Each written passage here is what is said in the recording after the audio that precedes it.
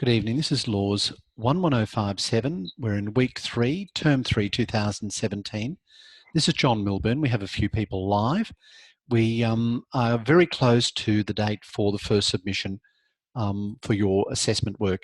So on Thursday, you need to have uploaded your professional portfolio.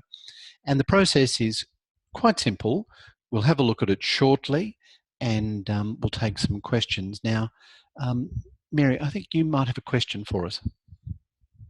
Yes, my question, John, is that I'm 55 and I've had a long and successful career in nursing and done a lot of other things as well. And I'm having trouble keeping to the word count, even in terms of the online portfolio, because my university credentials and TAFE credentials and everything else that I've done, it's making it very difficult to confine myself to like a 1200 word count in the written document to start with.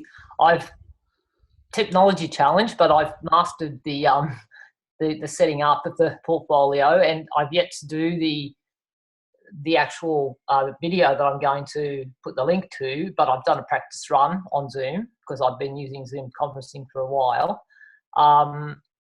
I'm just a little bit concerned about how I present this in a way that doesn't make you fall asleep, but how I really meet the word limit and fit everything that's come before, which really is the reasons why I'm now pursuing law. Okay, no, that's a great question. Thank you, Mary. And looking at the discussions on UCrew, younger people have the reverse problem. I think, Samara, you were kind enough to add something on UCrew, a question in that regard.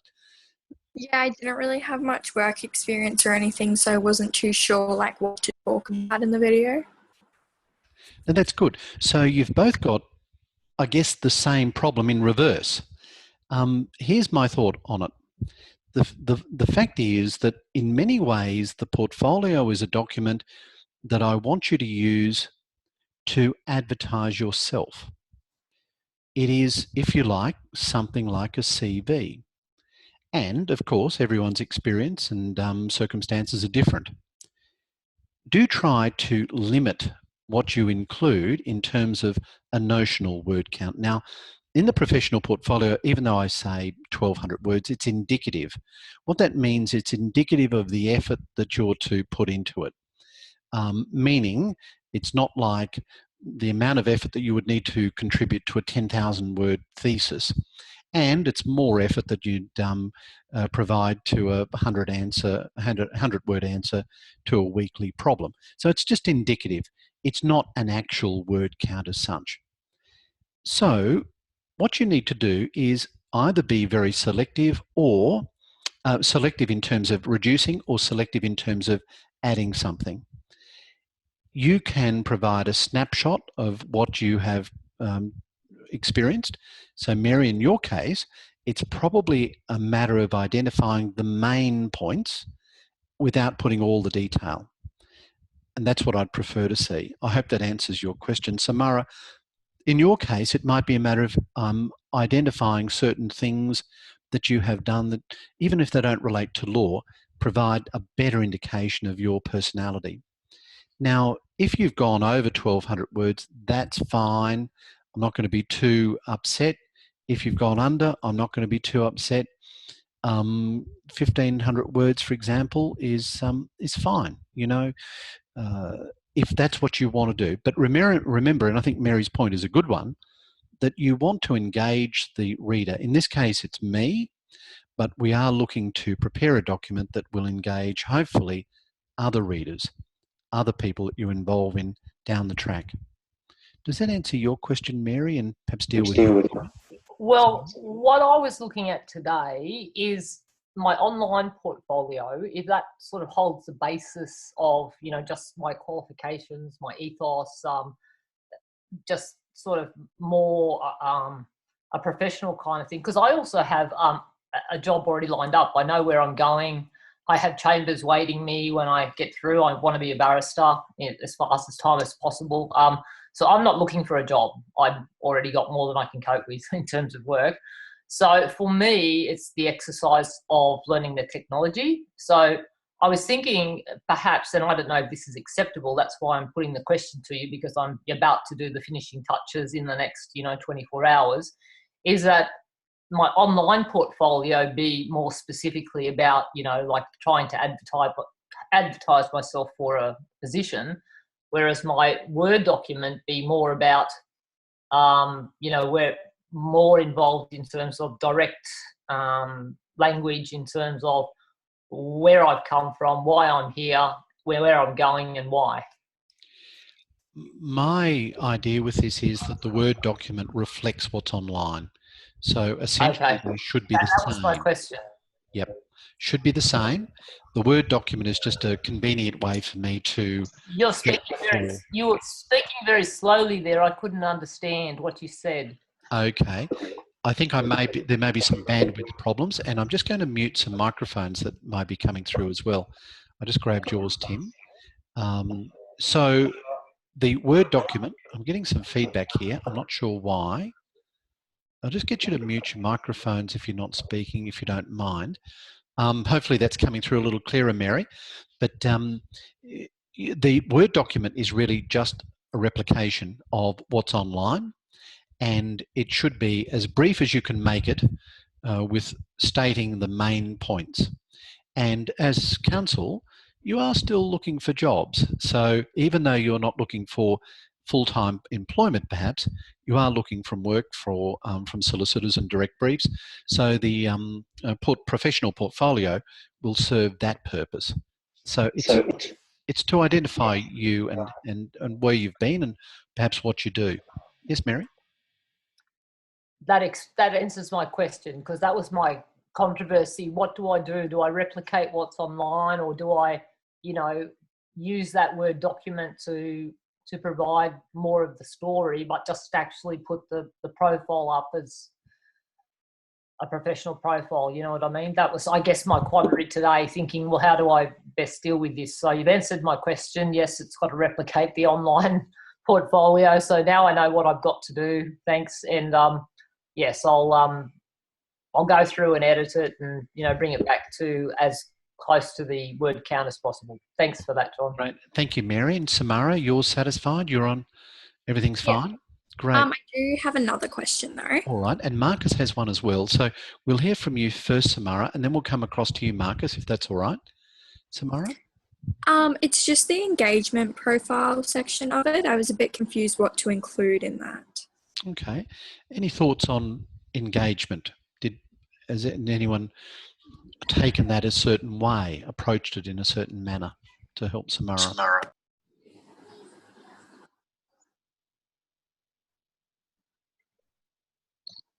Engagement section is really how you engage, not necessarily just within the legal community or the university, but more widely as well. So it can be, and Marcus says, student engagement societies, volunteer work, even things that you're interested in. Again, it's like a CV, but it's in electronic form with many more features to it. All right. Thank you. Marcus, do you have a question? Am I going through loud and clear? Okay, so my question is simple. It's just, I was looking at the online portfolio section, and I noticed that the Word documents, we're given a template which details the information and how you want it laid out. But I was just curious, is there a set online portfolio layout that we can use, or can we just choose a custom one that we feel is appropriate to the assessment? I'm really pleased you asked that question. Anyone have any thoughts from their own work, their own interpretation? Basically, your instructions are, if you feel confident using another template, go for it. Absolutely. Thanks, Mary. Thanks, Marcus. Good question. I want it to be a reflection of what you like. And much of this course is designed to provide you with certain ideas and tools, if you like, but then make sure that you have your own ways of navigating around them. So the idea of giving you a great deal of freedom in terms of the layout, the template, the content, in the portfolio is to give you a better opportunity to present yourself in the way that works for you. That approach is replicated in the second assessment when you start to look at the toolkit, because the great emphasis there is for you to develop a toolkit that works for you. So we're not going to give you a template. We've given you a bit of an idea of a template on this first one, but the second one is devoid of templates, and it really is for you to then think about how you would like to put it together. I know I'm getting into the second assessment. Diane says she used the Wix template, which is great. A lot of people do. Michael says, I used a basic one with just a border, so nice and simple. I guess as a general rule, I like to have some flair, but not too much. And simplicity is often a very good and professional way of doing it. Have a look at the way in which people in the law, solicitors, barristers, perhaps have their own online presence to get some idea of the sort of thing that I'd be used to. Diane said, I made some changes, but the majority is based on a template. That's fine. So some good responses there. Thank you. Any other questions about the first assessment? Does everyone know how to upload the assessment? It's pretty simple, I would have thought. What you do is prepare a Word document, which is really what's reflected online. And within that Word document, you embed a link to your online portfolio and you embed a link to your video. If the video has a link on the online portfolio, then technically you don't have to give me both, but I just need to be able to see your Word document so that at a glance I can see what your online portfolio is going to look like. And within that document, you have the link so I can actually go and check it online. Once you've created your Word document with the links contained, you upload it through Moodle, and that's at the bottom of the assessment piece itself, where I think the wording is, and I've got it on the other screen. I'll just have a look. It says, well, actually, I haven't got it on the screen. I think it just says upload assignment. Has anyone had any difficulty finding that? That's through Turnitin, is that correct? Yes, Michael. It will go through Turnitin, and even though, you know, I'm not going to be too worried about Turnitin on this assessment, because even if you had a Turnitin profile of 95%, that probably doesn't mean anything. You know, it's not. This is not an exercise where I imagine people are engaged in plagiarism, because it's all about you. But it does give you an idea of how to upload. It helps you with the technology, gives you an idea of what Turnitin is all about. So does that answer your question, Michael? Yeah, it does. I've just submitted through Turnitin like a couple of hours ago, so I can put on Ucrew when it's all come back to everyone. Great. Thank you very much. And Sorry. yes, Samara? What's Turnitin?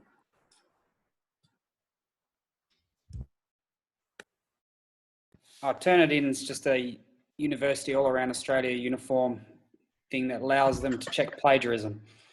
To make sure that you haven't copied. So if you copy anything from any text almost anywhere in the world, it'll pick it up, and then you should know if you've referenced it or not. So if it comes up, you'll see it and it'll say, yes, you need to reference this. It won't tell you. You'll just have to make sure you've referenced all these points. That's John said in this assignment, you have to reference much. Okay, thank you. Great question, Samara. Good response, Michael. That's exactly right. Turnitin is a uniform method of electronically checking for plagiarism, and it is very, very powerful. It will not only check authorised, if you like, online resources, primary and secondary sources, it will also check for other students' work. So when I get an assessment work, it will come up with very clear details of where material has been, where it's been sourced. So just be careful about that. However, on the other hand, if you get a very high Turnitin score, that doesn't necessarily mean that you've been involved in plagiarism. What I expect is for you to reference your work. So if, for example, you like what somebody has written, a colleague has written in an answer to an online tutorial, then I don't mind if you refer to that work, but make sure you reference it as being identified as the work of, you know, your fellow student. So what does the indicative 1200 word limit mean? indicative in the sense that it's just designed to give you an idea of the sort of level of effort. It's not a word count as such. So I'm not looking for a portfolio that is spot on 1,200 words. This is a very different assessment to the sorts of assessments that you'll become familiar with. This is really a sort of standalone type thing. But just to give you an idea of how long, we could have said how many hours, but you know, just if you could gauge how long you would normally take to prepare a 1,200 word assignment, then that's the sort of level that we expect for this portfolio. The portfolio itself is really a very simple exercise. And we could, as a university, be open to criticism of saying, well, how can you possibly justify giving 20% of the marks for the introduction to law for someone to prepare a portfolio? It's such a simple exercise. But my response to that is no. In itself, it's a simple exercise, but it has some issues about it that clearly justify the 20%. Number one, I'm asking for this work to be done in week 3. That's extraordinarily quick turnaround for assessment work. Number 2, it requires you to ask a lot of questions and to interpret what I acknowledge is not necessarily easy material to interpret, particularly if you're not technically minded. 3, it provides you with an opportunity, in fact a requirement, to undertake and become familiar with technology that you will have to use throughout your university course in this online degree and in practice. So there's a whole lot of reasons why this, on the face, simple assignment, in my view, is well worth 20%. If you disagree or you agree, let us know. I'm really happy with the discussions we're getting through UCrew, by the way, and I hope that everybody is now well and truly able to link through to UCrew. If not, get on to UCrew support, fire an email off to them, make sure you CC me, and we'll get it resolved very quickly. Okay, are there any questions or comments about what I've said about the assessment regime, the technology, the process of uploading, what I expect from you from the portfolio?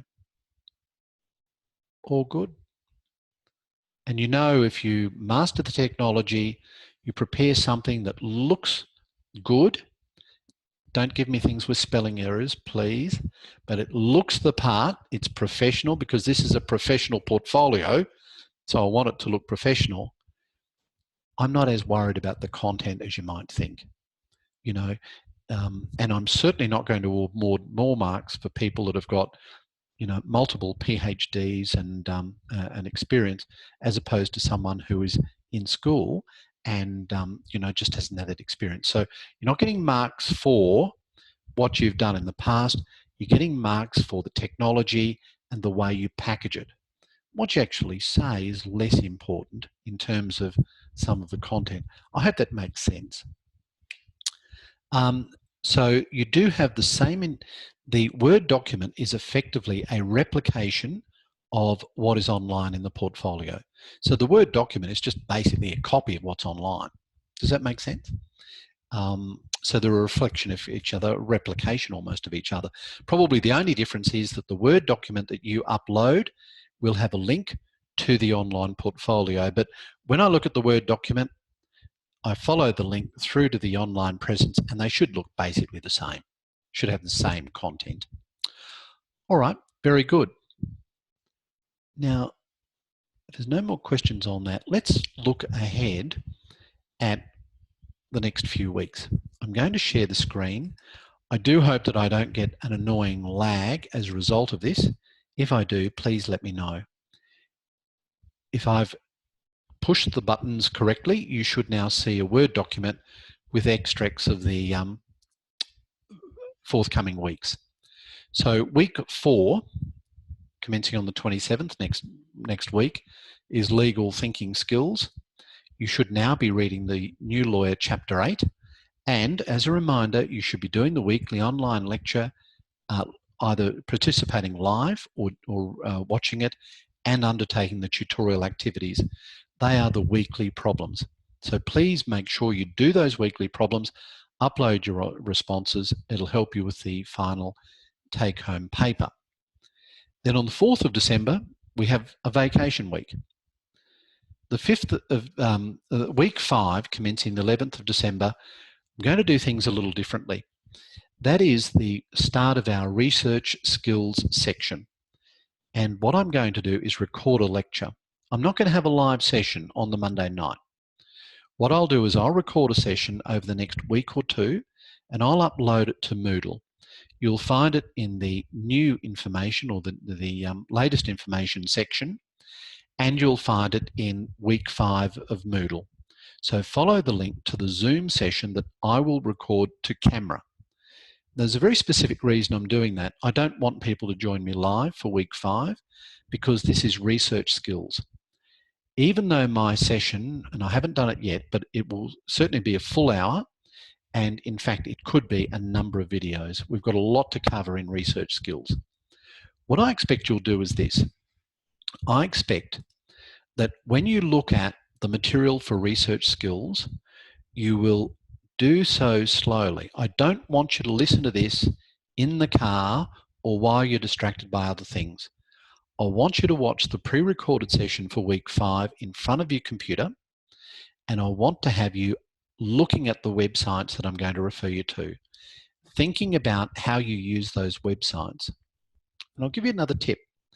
While you're doing it, before you do it, make sure you have a look at the second assessment. The second assessment is all about your toolkit. It's all about how you're going to create your own systems for undertaking ways of answering legal problems. And it's good if you understand what you've got to achieve in the toolkit before you start the legal research lecture, because as you're going through the legal research lecture, I might give you 3 ways of doing something. And you might say, I like the second one. Make a note of that for your toolkit, because that can go in and say, when it comes to this aspect, this is the way I do it. I know there's other ways of doing it, but this is the way that appeals to me. There's no right or wrong answer with these things. We just give you options. I mean, there might be preferences. There might be things that I think you've got to be aware of, but ultimately it's up for you to decide how you go about your legal research. So when you look at week 5 and legal research, it's a recorded lecture. You can come online if you like. I won't be here, and you can use it as a chance to chat amongst each other if you like. So the session will still be there. You can go online if you want, but just don't necessarily expect me to turn up. Look, I might, but I probably won't. Okay, so do you understand what I expect from you when you look at week 5 and the recorded lecture for research skills? Does anyone have a problem with that? Do you understand what I'm trying to achieve? All good? All right. Looking further ahead, sharing the screen once again. We'll go back to normal in week 6, which is communication. Then we have another vacation week for Christmas. Now, I thought about this, but on New Year's Day, being a public holiday, Monday the 1st of January, I think it's probably fair that I do a recorded lecture for that one as well. Again, for those that are brave, we'll probably be here online, but I'm not going to have it as a formal session. I'll pre-record that session about interpreting the law, given that it's New Year's Day. Bear in mind that your legal problem-solving toolkit is due on the 18th of January. And please, if you haven't already done so, make sure that you have the final take-home paper, which will be released at 4 o'clock in the afternoon and due at 8 o'clock that evening. Make sure that you have your time earmarked for that alone. I suspect that many people will choose to have that day off so you can prepare for the online assessment. And what will happen is that I'll release the paper. You're just at your computer at 4 o'clock. You then look at the question. It's completely open book, and you answer the questions. Because I have such an emphasis on legal research, you can probably expect to undertake some tasks involving legal research as part of that exam. Oh, sorry, I can't say exam, take-home paper. You can probably expect some redrafting because I want clarity in the way you write, so you may have to do some redrafting for me. There'll be some essay problems and essay style questions. There may be even be some problems. So they're my hints for the exam tonight. Are there any questions about what we're doing for the next 6 or 7 weeks, or the second assessment, or the take-home paper? All good? I have a question, John. Yes, Mary. It's Mary again. I live in a quite remote area. To give you an example, I was flooded in for 10 days. Like I had 1 week's reprieve. And then the first week of this actual course starting, I had no power, internet or phone from the Tuesday through to the Friday. Is it appropriate that I'm not requesting like, a special time for the take-home paper, but what I would like to do is go through the formal channels and just inform you in advance that provided there's no storms, and it is storm season for us at that time, it's, the time of cyclones and all those things. And because I live so remotely, we're always the last to be reconnected. And my concern was on that day, if I'm down with power and phone, I can't even let anyone know. Do you know what I mean? Everything goes down, mobile, house phone, power, internet, the whole lot, and it can be down for days. So No, I understand. No, thank you, Mary. That's a really good question. Does anyone wish to respond to what Mary has said? You don't have to. I think that's just like the broken leg theory. If you break your leg the day before the exam, but that's a long way away. Okay, so of a tough approach. Any other thoughts, comments? All right. Let me mention it this way. What I'm doing in this take-home paper is essentially, the attempt is to avoid you having to go to an invigilated examination as a centre. So it's a while since I did an exam, but well, I suppose I did the bar practice exam, but back when I was doing university, we would have to go to Main Hall or Cloudland, which was there at the time, or some exam venue for an invigilated examination. And we used to do that for Introduction to Law a couple of years ago. So what we're trying to do is create that type of effect, but give you the flexibility of being at home. So one thing that you might consider is this. Mary, it might be a tough approach, but if you feel that there are special circumstances where your technology is limited where you are, you may have to consider going to somewhere that is better in that regard on that day. I'm not saying you do, but it's just an option that you might consider. On the other hand, circumstances do happen. So last year, in a different subject, I did set an invigilated examination, and people went to venues all around Australia at a preset time, and everyone started at the same time in a venue. And in one venue, I think it was Sydney, a fire alarm went and there was a forced evacuation and everyone in the building had to go. So in that circumstance, obviously we had to treat it by offering students a deferred examination. But I know that that's not something which is great for the students. They've geared themselves up, they want to do the exam, they're ready to go. The last thing they want is to have to do that again and go through that mental process and anguish 2 weeks later. So I'll leave that for you to decide, but thanks, Mary, for letting us know in advance. And I think your idea of suggesting that there may be issues is a good one, but there are some issues where you may have to consider trying to do some self-help if you feel that it's a real problem. I guess there may be other circumstances that get in the way as well. Does that answer your question, Mary? Am I being too tough? No, you gave me an idea that I didn't think about, and that is I watched the weather via the farm weather site. So if it's looking like we've got storms coming, then I'm about 60 k's from the nearest town. So I can, if it's going to come, perhaps I could get some pre-warning as to if it's going to strike and when it's going to strike, and just hope for clear weather that day. If not, I'll just have to keep travelling and knock on friends' doors from, wherever it is that I can get access. That's all. I didn't think about that.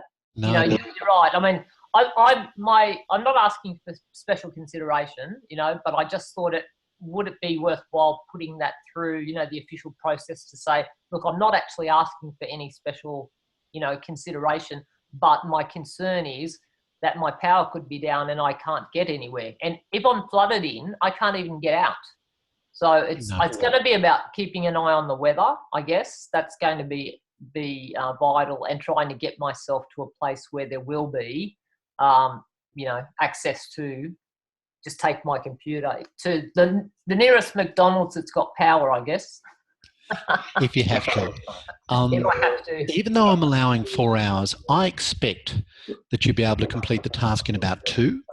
So if you find that you have really done all that you need to do after 2 hours, don't think that you've necessarily missed on something or missed some points. I will be putting word limits in for that examination. So in that sense, it's a little different to an invigilated examination.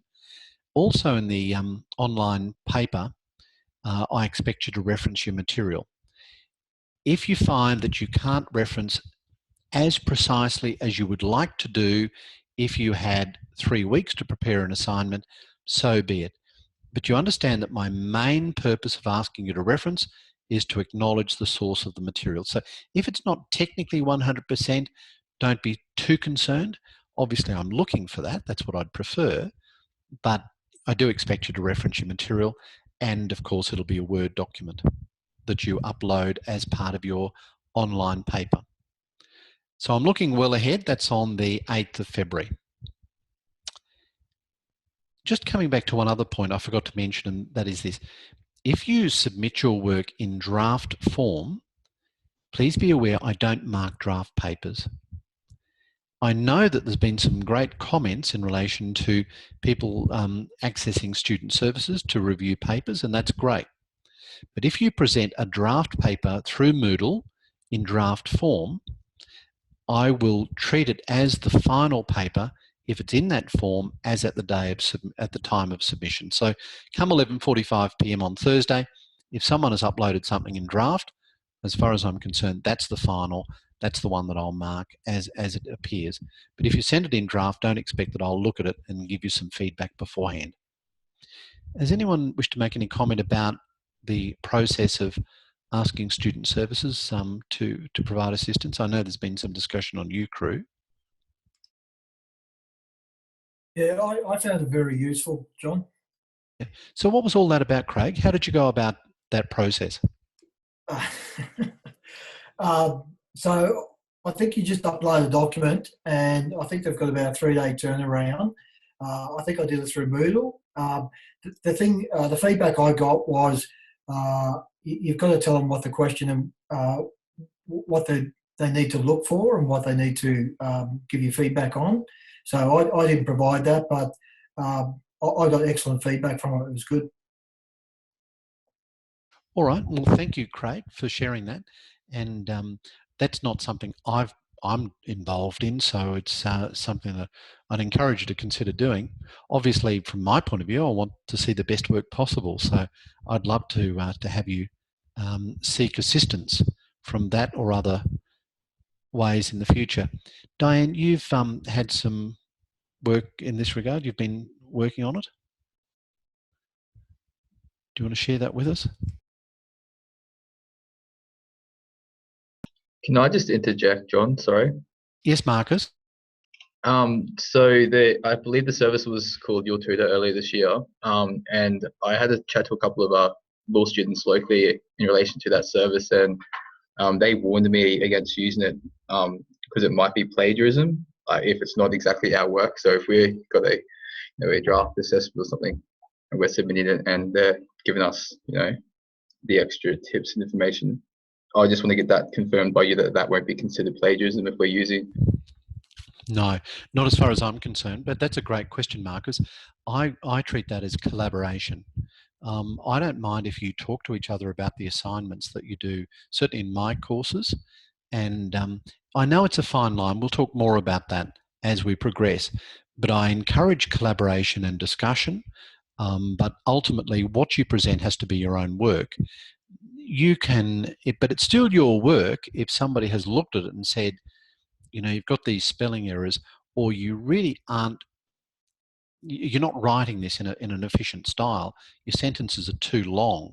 Your paragraphs are awkward. You're writing in the passive voice. you've split your infinitives, and you're ending sentence with prepositions. I don't have a problem with any of that. But if they say to you, oh, gee, you really should be discussing this case, then that's okay. Even that's okay. But you just got to be, I suppose, have your own blinkers on. Sorry, just have your own alarm bells on if you start to feel uncomfortable. I know that's a very vague answer, Marcus, but I think you can go a fair way before it becomes plagiarism. I mean, an example of plagiarism would be student services, not that they would say this, but say, oh, look, there was a really great answer on that same assignment from a student last year. Here it is. I'm sure they wouldn't mind if you copy parts of it. You know, that's clearly going too far. So I can just give you some broader ideas at this stage. Now, Diane, you had some good experiences. Do you want to unmute your microphone and share that with us?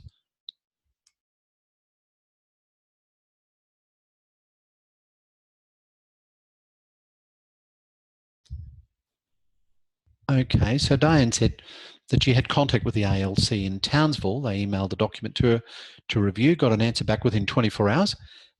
Yes, Diane? Sorry, I'm just eating dinner. I've just had a very busy afternoon, so I'm off screen tonight. Sorry. You know, when I first signed to do the course, I went to Townsville because I'm just an hour south. So I went to Townsville and met with the ALC lady up there, the support person, and she had said that if I wanted to email anything up to her, they would have a look at it for me and just tell me if I was going in the right direction of what the assessment was asking, because it's been 30 years since I did any sort of assessments, and also referencing, I guess. And even though with this one you had said that referencing wasn't as important as it will be, I put some referencing in, and she did comment back that we'll need to work on that. So that was good to know that some of it was okay, but I still need some help with some other stuff. All right, no, that's great. Thank you, Diane. I appreciate that feedback. Thanks. And I can see here that Michael is providing some information on UCrew, so thank you for that. So, Samara. I was just wondering, are we able to physically go into the campus and get feedback with someone, or is it all just done online? I'm sure I can answer that.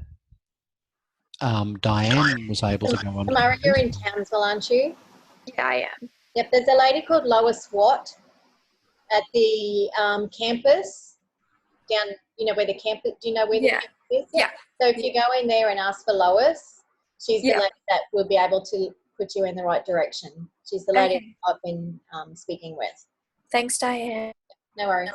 Just on that, I'm in Perth and I can go to the campus here, and you can go to any campus for stuff like this. Great. Okay. Well, thank you, Michael. Thank you, Diane, Samara.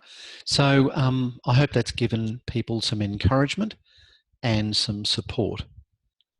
And thank you for your comments, Marcus, about making sure that we don't go too far. All right. So that's where we're going in the next few weeks and the rest of term. Let's now look at some of the substance. In your reading material, I want you to have a good idea of law as a profession, have some idea of the type of work that lawyers do. It's important that you consider the realities of legal practice, those of you especially that are going to actually practice in law. On page 10 of the New Lawyer, there's some attributes. There's 9 of them. Have a look at that and critically ask yourself if you fit the bill. If not, where do you need to work on improving yourself? The priestly 11 are referred to on page 25 of your text. They're the core areas of legal practice. So introduction to law is not one of those, but some of the subjects that I take, trusts, evidence, are there. Not all the time, but sometimes I take those subjects. And as you read through the material, have a look at academic integrity. Pay special attention to pages 33 to 38, which deal with your professional identity.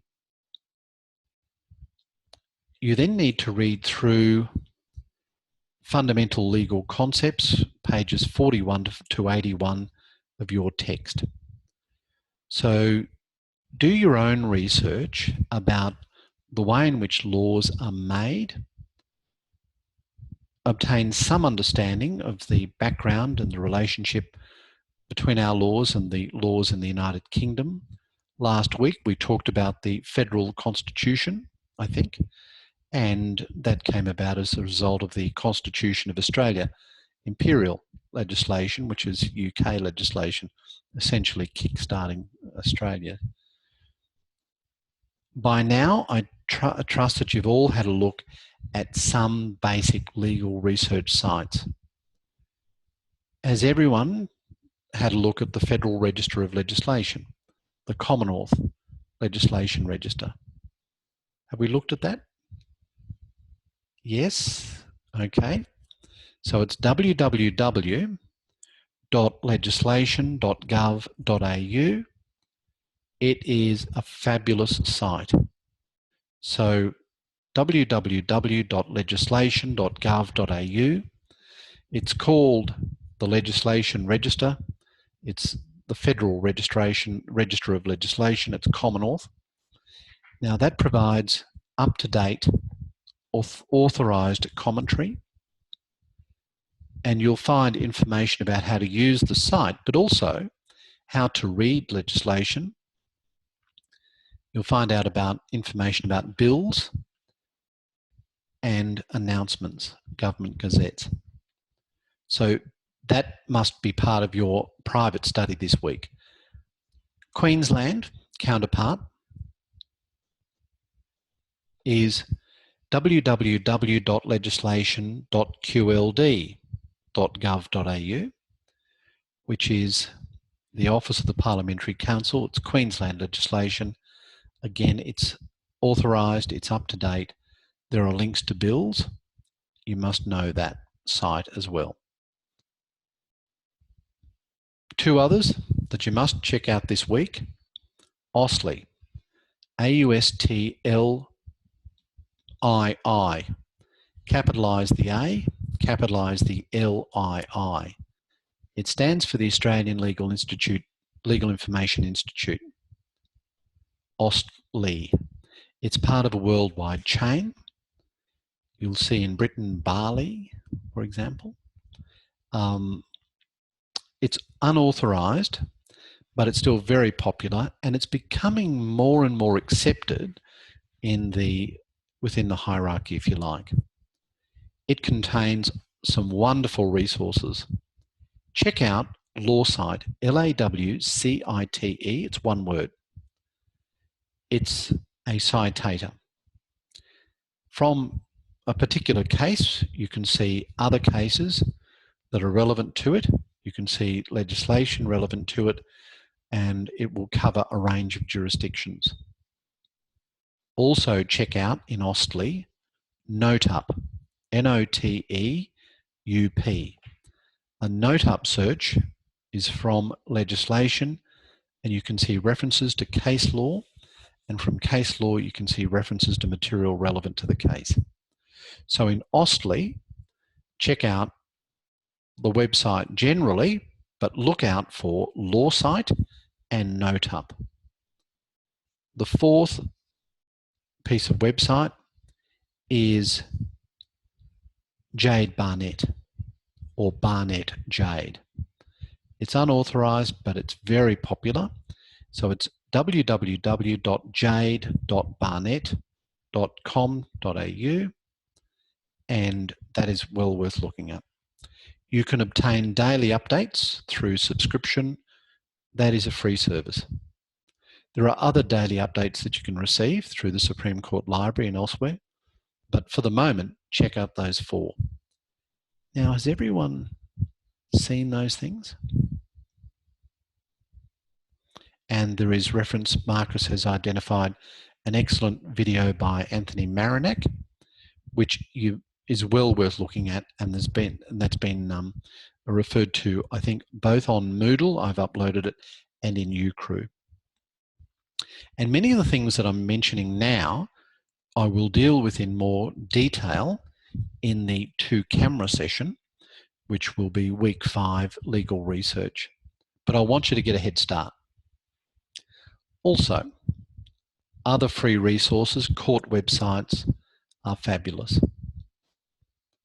Any questions about any of those research sites that I've mentioned briefly now?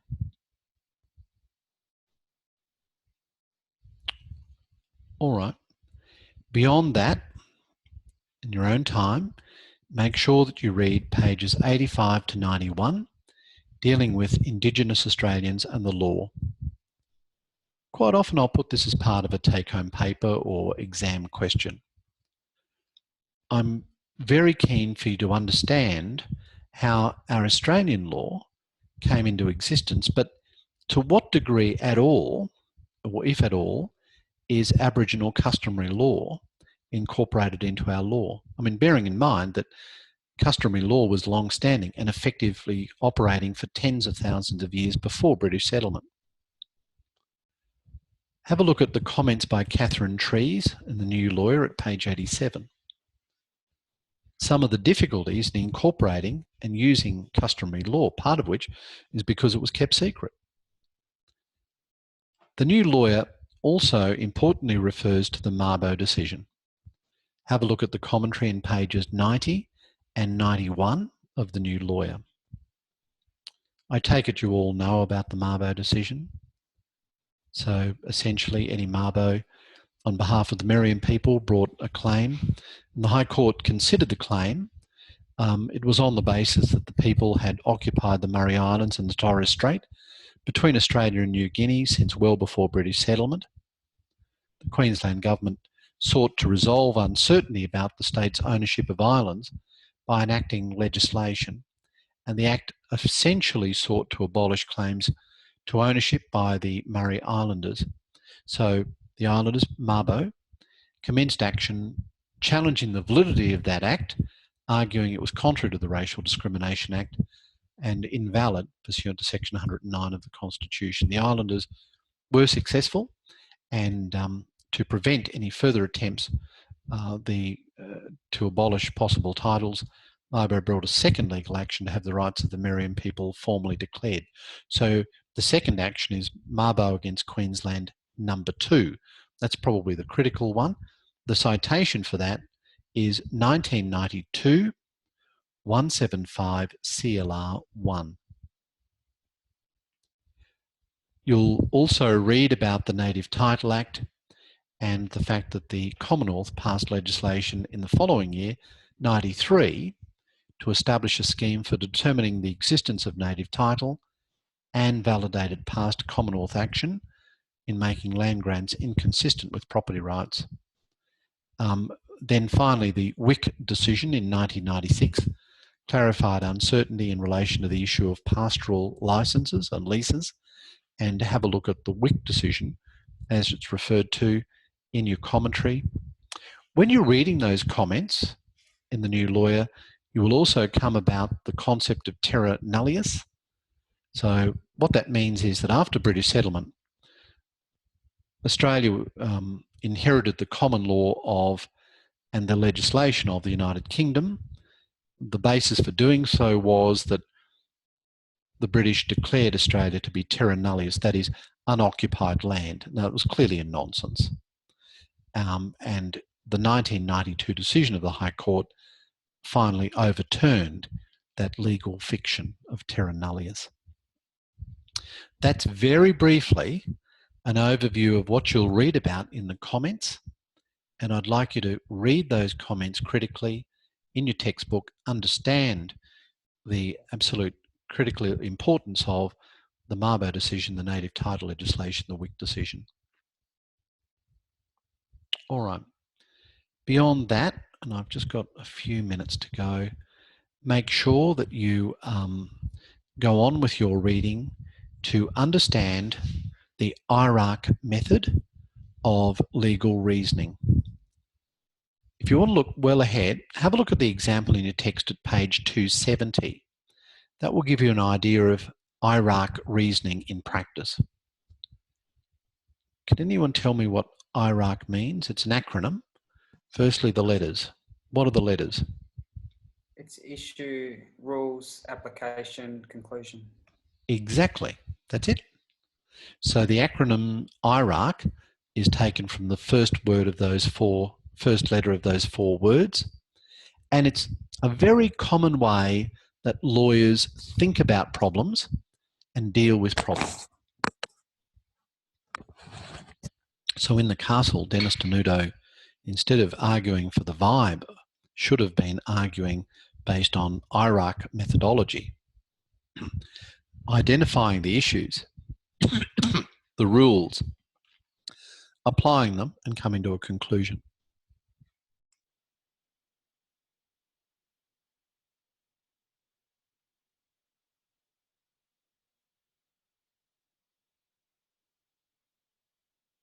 Tickle in the throat. Make sure that you are aware of the basic rules involved in the Australian Guide to Legal Citations, version 3. I think there's plenty of good material on Moodle that will get you through that. Have a look at some of the summaries, Deakin, for example. Have a look at the back of the AGLC for a quick guide. The AGLC comes from the University of Melbourne, Law Review. It's on Moodle. Get to know some of those basic rules. You'll need some of those rules and you'll need some commentary about IRAC when you come to prepare your toolkit. So it's not wasted time. These are really critical issues that will stay with you throughout your studies and your career, and you can incorporate them into your toolkit. So because I'm not giving them much time, don't think they're unimportant. Far from it. Yes, Michael? I've just attached the IRAC procedure from Contracts A, which is an attachment, onto UCrew. Great. Thank you very much. I really appreciate that. Excellent. And as Michael is doing right now, if you come across something that you think others would be would find useful, please share it. I really encourage that approach. And I'm very pleased to see that people are assisting each other, answering others' questions, clarifying issues, raising issues themselves. So it's all about asking questions and providing answers. And it's not all just through me. It's a shared approach. All right. Finally, and still very importantly, the concepts of 3 levels of lawmaking, 3 levels of government, if you like, in Australia. Parliament, Council. So we have in Australia 3 levels of legislative lawmaking rather. We have the federal parliament, we have state and territory parliaments, and then we have local councils. So when you're reading your material, you have to think about the source of the power. And bear in mind that the power for government comes as a result of constitutional powers, and the government is different to the parliament as well. So do some reading about that as to what is the difference between parliament and government. So parliament makes the laws and essentially provides a place where government is formed, but the government is formed by the party or parties or coalition of parties with the support of a majority of members of the House of Representatives. So do some reading on that. Also, in terms of constitutional powers and federal and state relationships, have a look at the Constitution. And I'll keep saying, I think I said it last week, sections 51, 52, say 92 is important. Section 90 dealing with customs and excise. And think about some of the battles between the federal and state governments in the 90s and 80s for power, particularly, say, I take environmental law, which I'm taking at the moment this term, and say a decision of the Commonwealth against Tasmania from 1983, which was where the Commonwealth challenged issues in environmental law. Tasmania challenged Commonwealth lawmaking on the basis it went too far. The High Court said no, it didn't. Even though the Commonwealth didn't have power under Section 51 to make environmental laws per se, it was able to create laws that had an environmental effect by using powers conferred upon it under the Constitution by reference to other powers under Section 51. So it's really clearly important that you look at Section 51 of the Constitution to get an idea of the source of powers for the Commonwealth. Next week, we'll start by talking in a little more detail about the separation of powers. If you want to do some research in the meantime, have a look at the Parliamentary Education Office, which is part of the the Commonwealth Parliamentary Education Office, and that provides some excellent research. It's part of Australian Parliament. Okay, you've been very patient. A lot of good questions tonight, a lot of good interaction. Thank you very much. I hope I've given you enough homework to do without overloading you. But next week we'll start with the separation of powers. Before we leave, are there any questions, comments? All good? Sorry, everyone be sick of my voice. I've just put on from Contracts A question that we had and that I've answered with the IRAC process. So if anyone's really bored, you can see how it's been applied, because I've done this through another unit before. So okay, no, that's great. So okay, that will be very well received. Okay. Make sure I'm not leading down the garden path. So. I know. Well, if I think something's incorrect, I'll politely put my version. But you know, it's amazing the quality of work that people put out there for others to share. So I'm really pleased with that. All right. Well, thank you, Michael. Thank you, everyone. We'll end the meeting there. We will see you live next week. After that, we have vacation week. Then after that, we have the pre-recorded lecture. So the next live session after next week's will be the 18th of December. Okay, all the best. We'll see you next week for a session. Bye then.